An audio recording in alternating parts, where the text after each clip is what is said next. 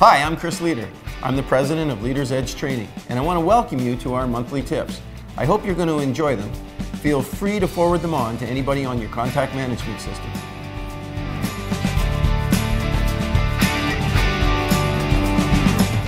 Hi, and welcome to this month's sales tip. Today I want to talk to you about having what I refer to as a rainy day fund. The importance of being smart with your money. You see, I've been in this business now over 30 years, and I've seen some highs and I've seen some lows. I've seen some recessions and I've seen some boom markets. And I have to tell you, I've made all the mistakes you're about to make. For instance, back in the late 80s, we were in a very good market. My business was doing exceptionally well. In fact, we were making money hand over fist.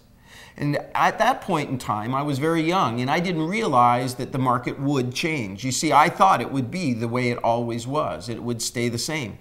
So I thought I was being smart at the time. I bought lots of real estate. I invested in real estate. So not only was I making money, but I was investing it wisely. There was one piece of the puzzle, though, that people didn't tell me about, and that was leveraging. What I mean by that is I bought everything based on leveraging. So my loan-to-value ratio on a lot of my investments was as high as 95%. But keep in mind, the market was good and everything was going up, so the business model seemed to make sense. But I went to bed one night in 1990, January, and when I woke up the next morning, interest rates had gone up 1.25%. Our business had come to a screeching halt. We went into a very difficult recession in 1991. For instance, house values where I'm from fell by as much as 40%. So you can imagine the properties I was leveraged on a 95.5% loan-to-value ratio. I had to liquidate everything. I lost over 20 houses. I lost 2 commercial strip plazas, 500 acres of development land, and the list just goes on and on. The point I'm really trying to say to you, and interestingly enough, my own personal residence dropped by 40%. By 93, I can remember I had fallen behind on my personal taxes. Actually got a call from the tax collector, a Mrs. Wong. Mrs. Wong rang up and she was berating me about how I was behind in my taxes.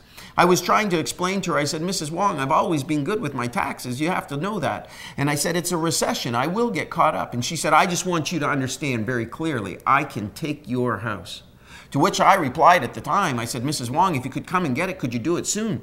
She was completely discombobulated on the phone, and I had to explain to her my house had dropped by 40%. We refer to it today as being underwater. What I mean by that is the mortgage exceeded the actual value of the house, and I would have been quite happy to give it to the tax department.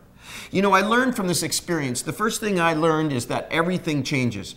We came from a great market when we were making money hand over fist into a recession where the bottom fell out of the market, and I found myself in a very compromised position, a very difficult time. And then when you think that it just will always stay the way it is, the market starts to pick up a head of steam again, and away we go.